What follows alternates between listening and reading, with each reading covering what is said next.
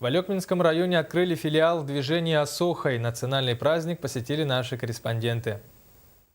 Алекминский Осохой – действо завораживающее, волшебное и сильно отличается от других районов нашей республики своей мелодичностью, плавностью и напевностью. Какое-то время добрые традиции были забыты, но всегда есть хранители, которые поддерживают их и готовы возродить к жизни. Анна Трофимовна Романова давно заинтересовалась истоками Алекминского Осохоя. Самые светлые воспоминания у нее из детства. В детстве я слышала, как запевали Осохой.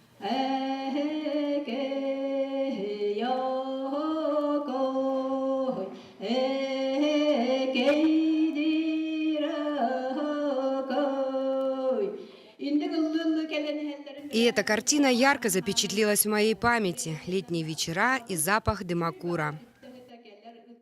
Еще ранее Алекминский Осохой заинтересовал Августину Савишну Семеновну.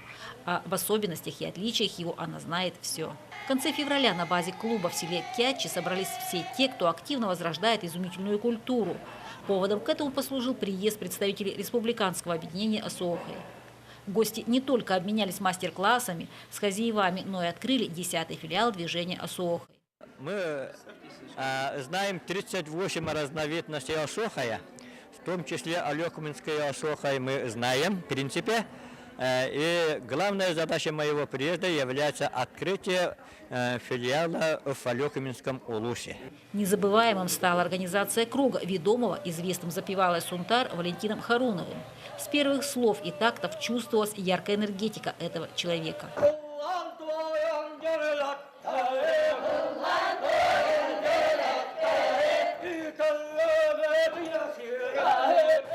В завершении Семен Черноградский отметил, что будет очень рад приветствовать алекминчан в Чурапче на проведение Исааха Осохой.